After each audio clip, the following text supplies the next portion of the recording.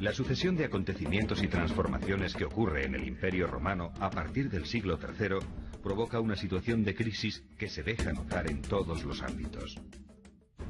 En Roma, las continuas luchas por el poder desencadenan revueltas sociales y el comercio se interrumpe en todo el territorio.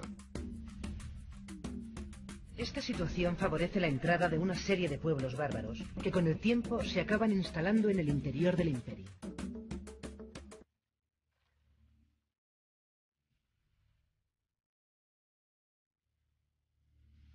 Dos procesos definen el período que conocemos como Bajo Imperio: la cristianización y la ruralización. Constantino es el primer emperador que decreta la libertad religiosa en Occidente. Durante su gobierno promueve el cristianismo, hasta el punto de que es el primer emperador que levanta un templo cristiano en Roma. Con él la Iglesia comienza a acumular poder y a gozar de privilegios fiscales.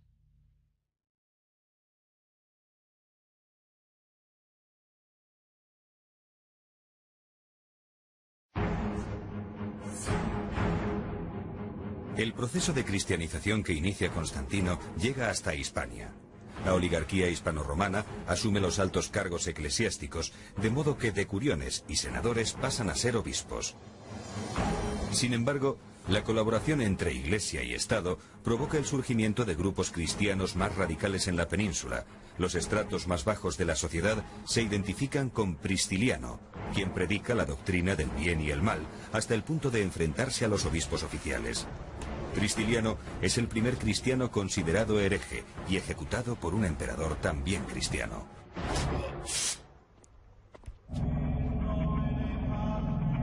La inflación y la subida de los impuestos provocan movimientos migratorios hacia el campo. A esta ruralización hay que añadir las incursiones de pueblos germánicos que causan el caos en las ciudades. La aristocracia se instala en grandes villas rurales, que son a la vez centros de explotación agrícola y lugar de residencia.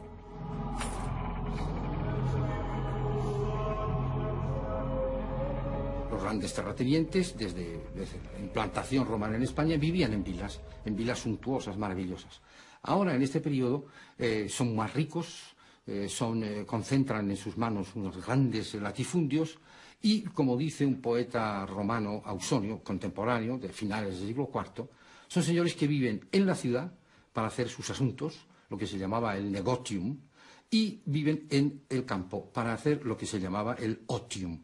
Se dedican a la caza, se dedican a recibir amigos, a practicar la poesía, etcétera, etcétera. Estas villas están decoradas con gran lujo y cuentan con magníficos mosaicos. La propiedad se concentra en pocas manos y el Estado no tiene ningún control sobre los ciudadanos más poderosos. Los pequeños agricultores pierden sus tierras o las ceden a un señor a cambio de protección. Se suceden revueltas sociales en contra de cualquier poder establecido. Los latifundios se convierten en pequeños estados dentro del Estado, que con frecuencia tienen sus propios ejércitos. El paso de las ciudades a la autarquía de las villas es quizá el mayor cambio estructural que se produce en el Bajo Imperio Romano.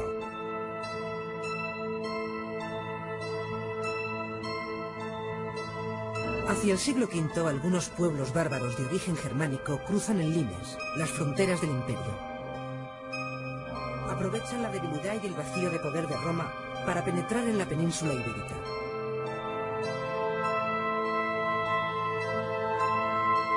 Alanos y vándalos se asientan en las provincias de Bética y Lusitania, mientras que los suevos se instalan en la zona noroeste, que comprende la actual Galicia y parte de Portugal. Procedentes de las costas del mar Báltico, los godos se encaminan hacia la parte occidental del imperio. Los que se asientan en Italia reciben el nombre de ostrogodos, mientras que los que se instalan en el sur de Francia y norte de la península son los visigodos. Estos mercenarios entran acompañados por sus familias y obtienen tierras a cambio de los servicios militares prestados. La intensidad de la crisis económica, social, política y militar que sacude al Imperio Romano da lugar a testimonios especialmente dramáticos entre las clases populares.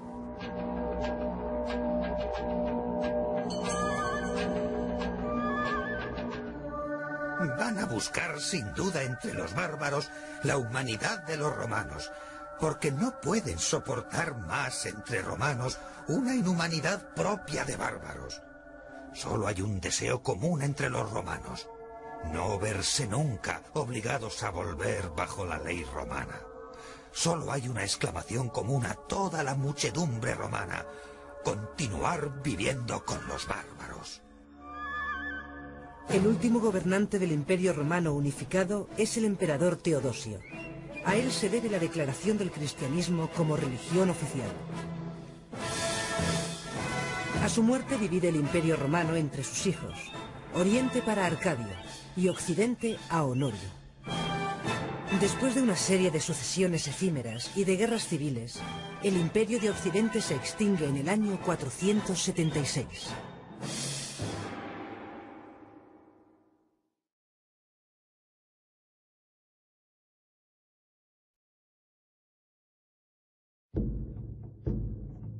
Los visigodos llegan a Hispania como federados de Roma y luchan como sus aliados para expulsar a los pueblos alanos y vándalos. Un movimiento de gentes en busca de agricultura. Esta es una buena definición de lo que son o de lo que es la llegada de estos pueblos. Ellos no destruyen nada. Ellos van a instalarse en un territorio al que están acostumbrados de alguna manera, que conocen más o menos, para subsistir. Y esto lo hacen mediante pactos con los romanos. Pactos en los que ellos forman parte, o pasan a formar parte, de tropas fundamentalmente, de ejércitos que ayudan en ese momento a los romanos en su defensa de las fronteras imperiales. No solamente está pertenecer al ejército romano, sino también darles tierras. Es decir, establezcase usted aquí para que pueda sustentarse, para que pueda tener una vida estable. A cambio, usted me ayuda en la guerra contra mis enemigos, que pueden ser otros pueblos bárbaros. En número, los visigodos representan una porción muy pequeña sobre el total de habitantes de Hispania.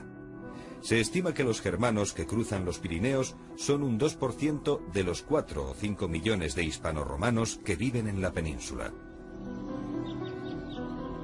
Con el paso del tiempo, la relación entre hispanoromanos y visigodos va cambiando. Tarragona representa la última entrega de poder de los romanos a los bárbaros y el comienzo de la disgregación del imperio en Hispania. La ciudad se rinde a los visigodos, poniendo fin a casi 700 años de presencia romana en la península.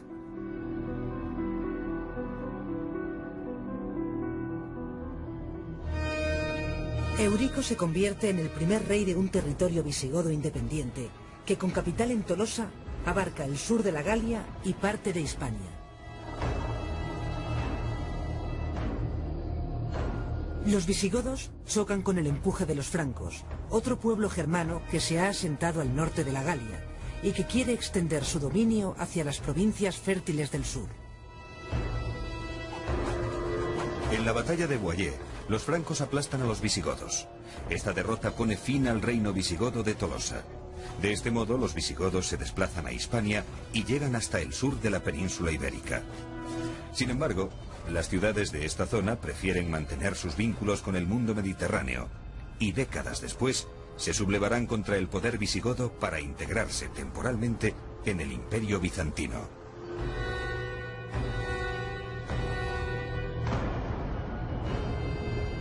Los visigodos son el pueblo más romanizado de entre los germanos. Con el tiempo adoptan una organización social muy parecida a la romana.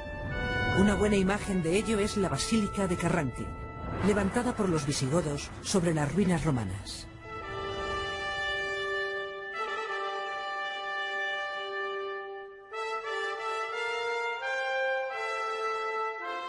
Recuerdo siempre un famoso poema de Cavafis, el gran poeta alejandrino, que decía que los romanos estaban esperando a los bárbaros y al final los bárbaros no llegaron nunca, porque no había bárbaros. Hasta el punto de que podemos interpretar esto como que los bárbaros se habían romanizado de tal manera, habían convivido con Roma de tal forma durante tanto tiempo, que cuando llegaron a la península ibérica no eran ya bárbaros. Esto es un concepto del siglo XIX, es un concepto cultural que denigra un poco a estos pueblos que vienen a instalarse. Cobra especial importancia entre ellos el concepto de estirpe. Proceder de una buena familia significa prestigio y poder. Su principal ocupación es hacer la guerra, y para defender los intereses de su estirpe se rodean de séquitos militares. En el otro extremo de la sociedad están los más humildes. La suerte de los esclavos queda a merced de sus amos, y los pobres se venden por hambre. La venta de niños está a la orden del día, y las personas libres con poco poder terminan convirtiéndose también en esclavos. Las leyes visigodas controlan esta jerarquía. Los esclavos siguen existiendo. Y atención, una cosa interesante. El cristianismo no hizo nada. No hizo nada por evitar la esclavitud. Incluso creo que es el propio San Pablo el que la acepta y incluso le parece una cosa perfectamente normal. Toda la economía antigua está basada en la esclavitud. Y en época visigoda también. En cierto modo vamos a decir que este esclavo se convierte en colono, en cierto modo, cuando está adscrito a la tierra, de tal manera que es un hombre que por el trabajo que realiza recibe protección. La alimentación de los visigodos se basa en el trabajo de la tierra y la ganadería.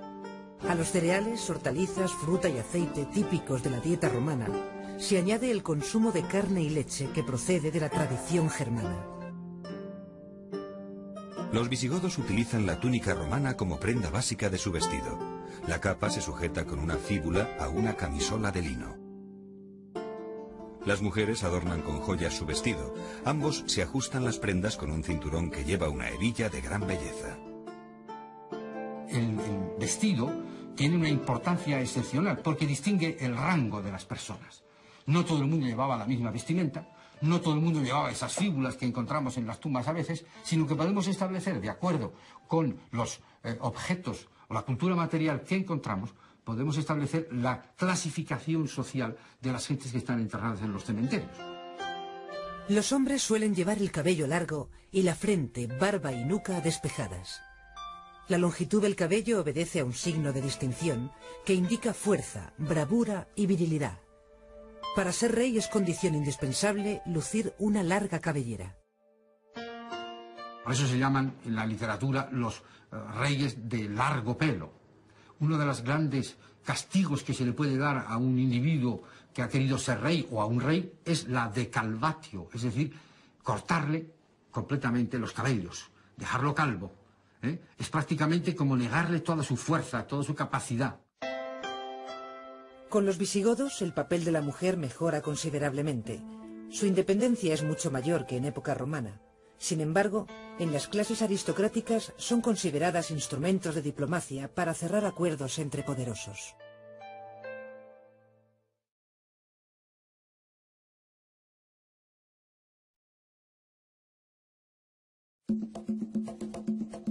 En el siglo VI, la península se halla dividida en diversos ámbitos políticos y territoriales, pero los visigodos acabarán imponiéndose.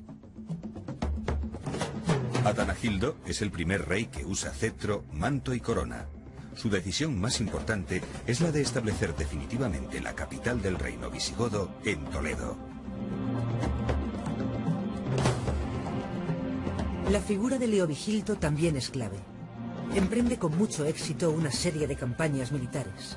Sus tropas acaban con el reino de los suevos al noroeste y con la provincia bizantina del sur y levante. Bajo su mandato, la península recupera la unidad territorial que había alcanzado en tiempos de Roma. Sus decisiones políticas ayudan a fortalecer la institución monárquica. De los bizantinos adapta un ceremonial que incluye la utilización, por primera vez, de un trono real para dar relevancia a la imagen del rey. Imita a la corte imperial de Roma al presentarse como emperador, y es el único que viste de color púrpura, color reservado a los soberanos. Bajo su reinado embellece las ciudades y se acuña un nuevo tipo de moneda con su nombre, una política que es decisiva para la imagen y la afirmación del reino toledano. A partir de Leovigildo, godos e hispanoromanos mezclan su sangre a través de matrimonios mixtos anteriormente prohibidos. Mientras que los hispanoromanos confiesan el catolicismo, los visigodos practican el cristianismo arriano.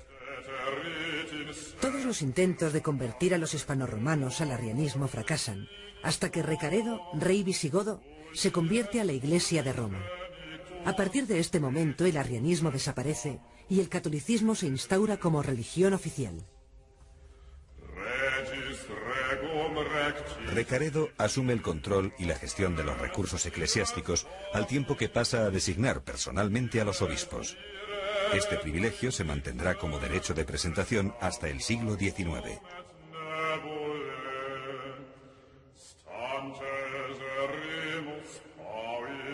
La monarquía y los obispos emprenden una lucha para vencer el paganismo y las artes adivinatorias, en las que aún creen los campesinos.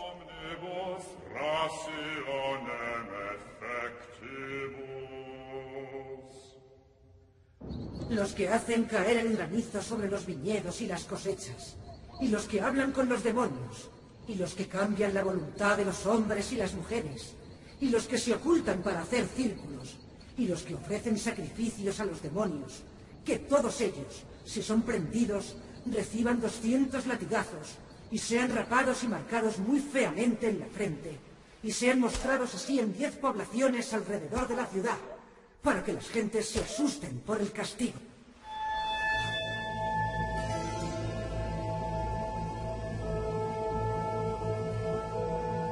Este mismo afán religioso de instaurar el catolicismo provoca que solo queden algunas comunidades judías dispersas por el territorio. Progresivamente, los visigodos van a desarrollar una férrea legislación antisemita. Prohíben los matrimonios mixtos y el derecho de reunión, medidas que son el germen de las duras persecuciones que sufrirán los judíos a lo largo de la Edad Media.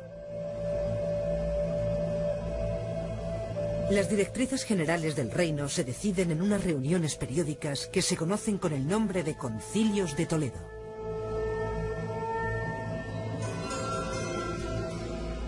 Estas asambleas son convocadas siempre por el rey, quien las preside. Sin embargo, en ellas se muestra el poder que ejerce la Iglesia, ya que los asuntos políticos quedan en manos de los obispos y el monarca está sometido a la decisión tomada por el cuerpo eclesiástico.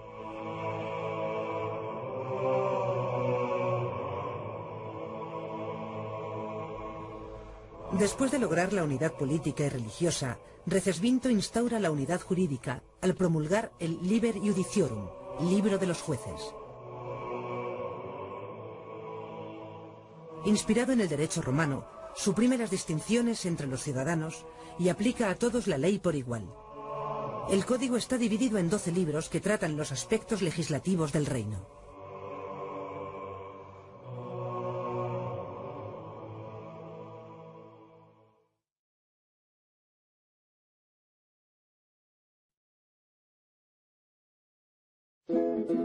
San Isidoro de Sevilla es el principal representante de la cultura en la época visigoda. Junto a su hermano Leandro, combate el arrianismo y promueve la conversión de los visigodos al catolicismo. Escribe en latín obras de teología, filosofía e historia. Su mayor aportación a la cultura son los 20 volúmenes de sus etimologías, en los que explica el origen de las palabras. También destaca su obra Alabanza de España, que tendrá una gran influencia posterior. Isidoro, en el siglo VI finales, escribe esta Alabanza de España, basada en textos de Plinio y basada en textos de autores anteriores. En este sentido podemos decir que es el que comienza un poco a crear la conciencia de que esta unidad geográfica puede tener elementos comunes que se denominen Hispania. Ahora bien, ¿qué ha pasado con la obra de Isidoro? Que los autores medievales, y sobre todo los historiadores del siglo XIX, han recogido esa tradición de Isidoro y la han señalado como el momento de comienzo de la unidad y de la creación de Hispania. Pero creo que eso ha sido tergiversar la realidad de los hechos y de los textos, que hay que entenderlos en el contexto en el que fueron escritos.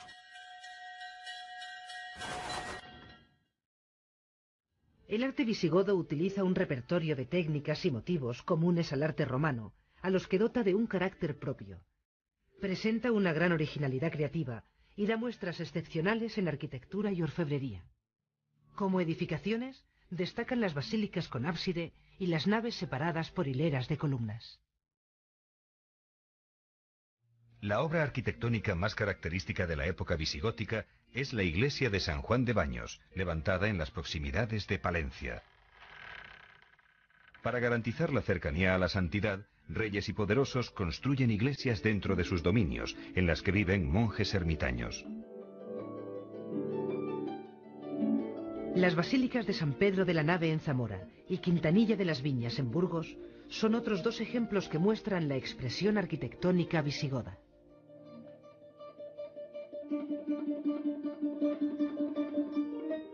Tomada del mundo clásico, la decoración ornamental es geométrica y vegetal. Los racimos de uvas, las hojas y flores tienen un claro simbolismo cristiano que alude a la Eucaristía.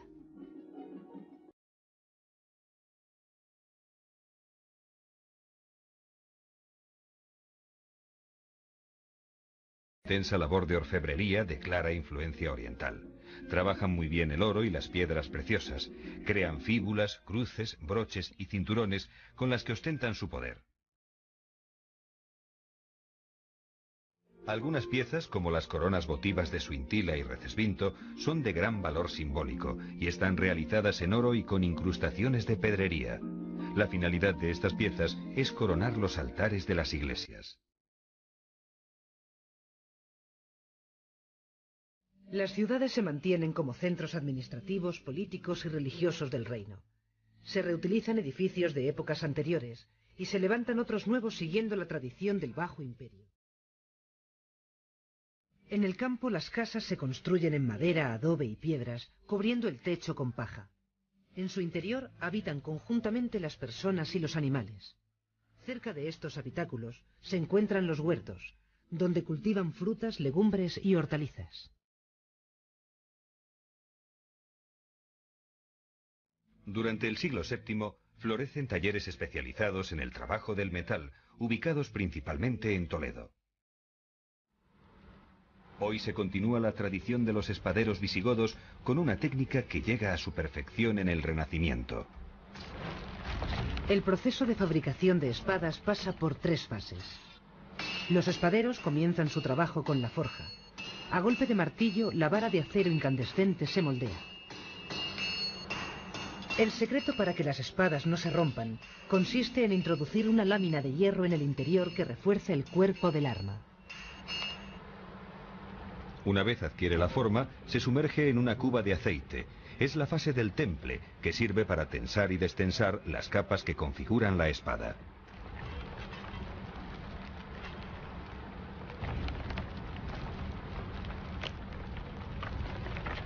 La última fase es la del revenío, en la que se igualan las tensiones que se puedan crear entre ambas capas. Las espadas visigodas anticipan la fama que alcanzarán más tarde los aceros de Toledo.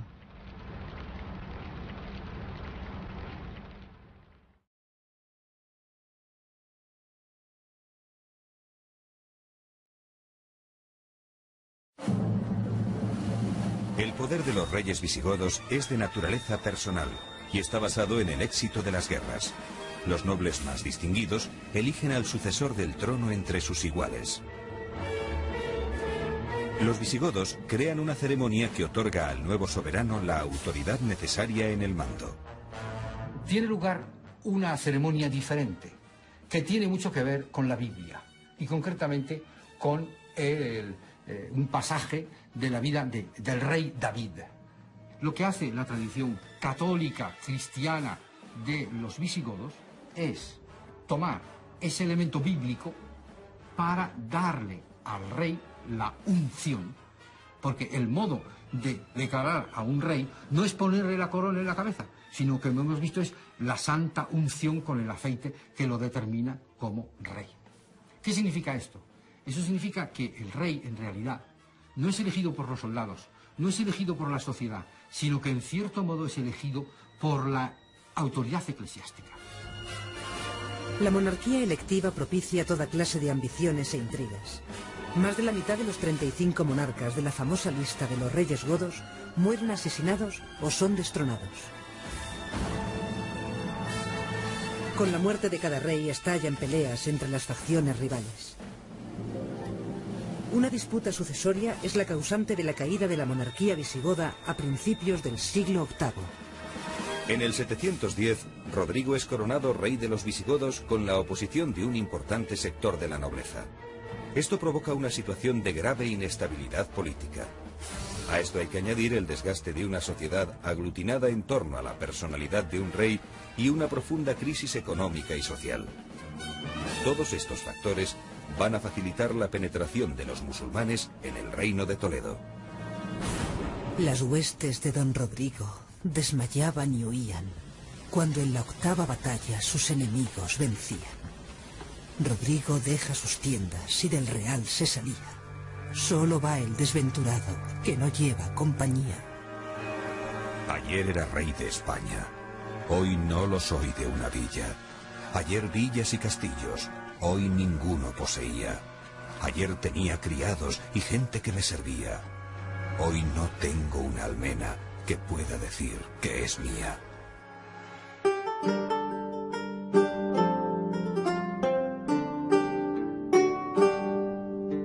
En 4 años se derrumba el reino visigodo y los musulmanes se hacen dueños de la península. Los territorios ocupados por los musulmanes en la Hispania visigoda pasarán a llamarse Al-Ándalus. Los musulmanes traen consigo una nueva fe, el Islam, un nuevo idioma y otra cultura que será asimilada por los conquistados, al igual que lo fueron antes la cultura romana y la germana. La época visigoda, que significa la implantación de un reino, el rex, ya no el emperador, un motivo que pueden utilizar los reyes cristianos posteriores de la Edad Media para identificarse o buscar sus orígenes remotos o cercanos en esta unificación, tanto religiosa como de regnum, de instalación del rex. En la plaza de Oriente de Madrid, delante del Palacio Real, están las estatuas de todos los reyes visigodos. Naturalmente, estatuas inventadas, estatuas que llevan una vestimenta que no se corresponde en absoluto a los reyes visigodos propiamente dichos. Todos llevan corona, llevan escudos que son prácticamente medievales o posteriores. Sin embargo, esta iconografía me parece muy significativa, porque delante del Palacio del Rey, en este caso del Palacio de los Borbones, se hace una galería de enlace tradicional con los reyes. Los reyes, aunque sean visigodos, no importa, son los más antiguos, son los primeros, y por lo tanto asociamos a la monarquía, la primera monarquía que hubo en España, es decir, el Regnum Visigotorum. De entre todas las tierras que se extienden desde Occidente hasta la India, tú eres la más hermosa.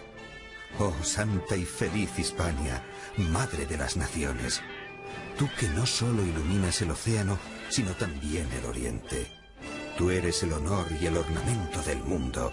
Tú, la parte más ilustre de la tierra, donde florece la fecundada gloria del pueblo godo. Los latifundios se convierten en pequeños estados dentro del estado, que con frecuencia tienen sus propios ejércitos. El paso de las ciudades a la autarquía de las villas es quizá el mayor cambio estructural que se produce en el Bajo Imperio Romano.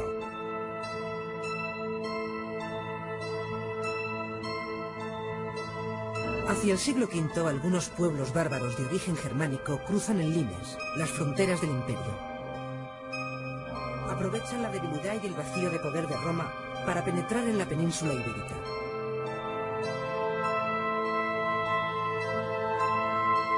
Alanos y vándalos se asientan en las provincias de Bética y Lusitania, mientras que los suevos se instalan en la zona noroeste, que comprende la actual Galicia y parte de Portugal. La sucesión de acontecimientos y transformaciones que ocurre en el Imperio Romano a partir del siglo III provoca una situación de crisis que se deja notar en todos los ámbitos. En Roma, las continuas luchas por el poder desencadenan revueltas sociales y el comercio se interrumpe en todo el territorio. Esta situación favorece la entrada de una serie de pueblos bárbaros, que con el tiempo se acaban instalando en el interior del imperio.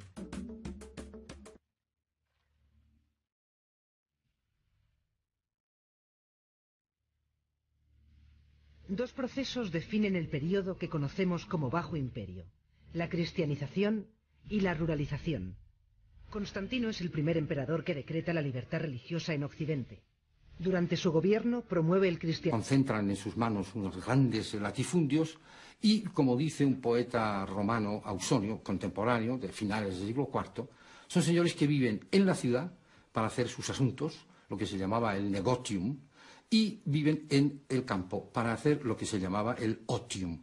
Se dedican a la caza, se dedican a recibir amigos, a practicar la poesía, etcétera, etcétera. Estas villas están decoradas con gran lujo y cuentan con magníficos mosaicos. La propiedad se concentra en pocas manos y el Estado no tiene ningún control sobre los ciudadanos más poderosos. Los pequeños agricultores pierden sus tierras o las ceden a un señor a cambio de protección. Se suceden revueltas sociales en contra de cualquier poder establecido. Pristiliano es el primer cristiano considerado hereje y ejecutado por un emperador también cristiano.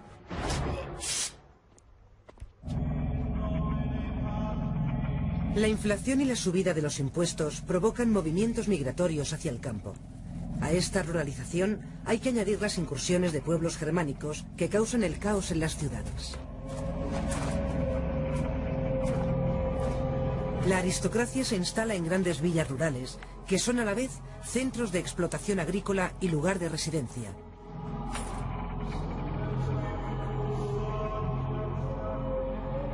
Los grandes terratenientes, desde la implantación romana en España, vivían en vilas suntuosas, maravillosas. Ahora, en este periodo, son más ricos, hasta el punto de que es el primer emperador que levanta un templo cristiano en Roma. Con él la Iglesia comienza a acumular poder y a gozar de privilegios fiscales.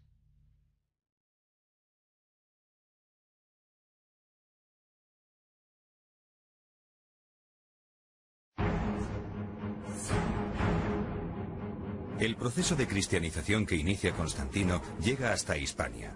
La oligarquía hispano-romana asume los altos cargos eclesiásticos, de modo que decuriones y senadores pasan a ser obispos.